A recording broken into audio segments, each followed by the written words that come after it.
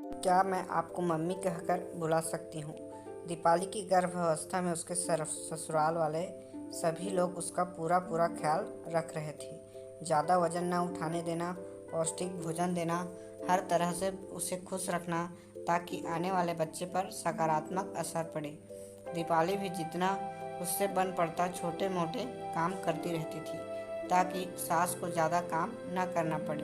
दीपाली को हमेशा लगते रहता था कि उसकी गर्भावस्था के कारण सास को ज़्यादा काम करना पड़ रहा है और सास को लगता था कि चाहकर भी वो बहू को पूरा आराम नहीं दे पा रही है। इस तरह सास बहू दोनों ही एक दूसरे का ख्याल रखने की हर संभव कोशिश करते रहते थे। घर के सभी लोग आने वाले बच्चे को लेकर बेहद उत्साहित थे। आखिर कई सालों बाद नन्हे मुन्ने की किलकारी घर में गूंजने वाली थी। वैसे तो घर में सभी को बेटा हो या बेटी कोई फर्क नहीं पड़ता, लेकिन सास यदाकथ कह देती थी कि मेरा कुल दीपक आने वाला है। मैं अपने पोते के लिए ऐसा करूँगी, मैं अपने पोते को ऐसा खिलाऊंगी, इतनी बड़ी पार्टी देंगे, इतने सारे मेहमानों को बुलाएंगे आदि। यह सब सुनकर दीपावली भी मन ही मन ईश्वर से प्रार्थना करती थी, हे ईश्वर मुझे बेटा देना ताकि मम्मी जी की मनोकामना पूरी हो। आखिरकार इंतजार की घड़ियां खत्म हुई। डिलीवरी के बाद जैसे ही नर्स ने कहा कि कन्या रत्न की प्राप्ति हुई है, मम्मी जी के बारे में सोचकर दीपाली मन ही मन उदास हो गई।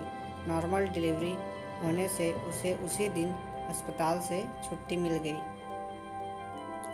वो मन ही मन डर रही थी कि अब मम्मी जी का व्यवहार न जाने कैसा होगा। मम्मी जी अब मुझे अच्छे से बात करेंगी या नहीं, बच्चे को अच्छे से खिलाएंगी या नहीं, क्योंकि उन्हें तो अपने कुल दीपक की आने यानी कि पोते की आशा थी। घर पर भी उसे बार बार लग रहा था कि मम्मी जी अब अपनी नाराज़गी व्यक्त करेंगी। जब भी सास कमरे में आती तो उनका चेहरा पढ़ने की कोशिश करती। मनोवैज्ञानिक में एमए करने के बाद भी आज वो मम्मी जी का चेहरा पढ़ने में खुद को असमर्थ पा रही थी। बच्ची को देखने रिश्तेदार और पड़ोसी आने लगे। सासू माँ घर का सारा काम करके दीपावली और बच्ची का पूरा ख्याल रख रही थी।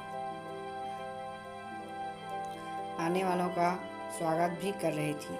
दीपावली के कान आने वाले लोगों की और सास की बातचीत पर लगे हुए थे ताकि मम्मी जी के मन की बात वो समझ सके।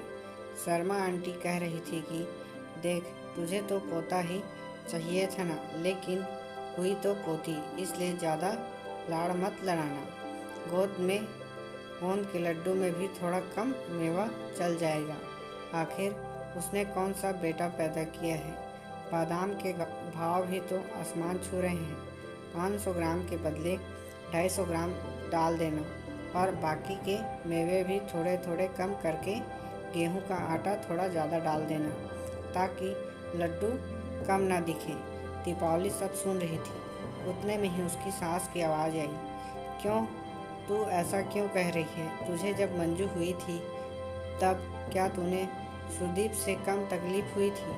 ऐसा थोड़ी ही होता है, चाहे बेटा हो या बेटी, तकलीफ तो दोनों समय एक सी होती है, शर्मा आंटी ने कहा। सास की आवाज़ आई, जब दोनों समय तकलीफ एक जैसी ही होती है तो बेटी होने पर लड्डू और मेवा कम क्यों डाला जाए? वैसे तूने तो विज्ञान की पढ़ाई की है ना, तुझे तो अच्छे से पता है कि बेटा या बेटी होना पुरुषों के शुक्राणु पर निर्भर रहता है। फिर मैं दीपाली को किस बात की सज़ा दूं? किस बात के लिए उससे नाराज़ हूँ? मैं तो बादाम थोड़े से ज़्यादा ही मंगवाऊंगी ताकि बाद में दीपावली को बादाम का हलवा बनाकर भी खिला सकूं। यह सब सुनकर दीपावली सोचने लगी कि कितनी खुशकिस्मत है वह जो उसे इतनी सुलझी हुई विचारों वाली सास मिली। थोड़ी देर बाद जब उसकी सास कमरे में आई तो दीपावली भावतेरिक में उनके गले लग गई और बोली, क्या मैं आपको मम्मी कहकर बुला सकती हूँ? दोस्तों, ये कहानी आपको कैसी लगी हमें कमेंट करके ज़रूर बताएं और इसी तरह के और स्टोरी वीडियो देखने के लिए हमारे चैनल से जुड़े रहें। हमारे चैनल को सब्सक्राइब करके नोटिफिकेशन बेल को ऑल में सेट करें। Thank you.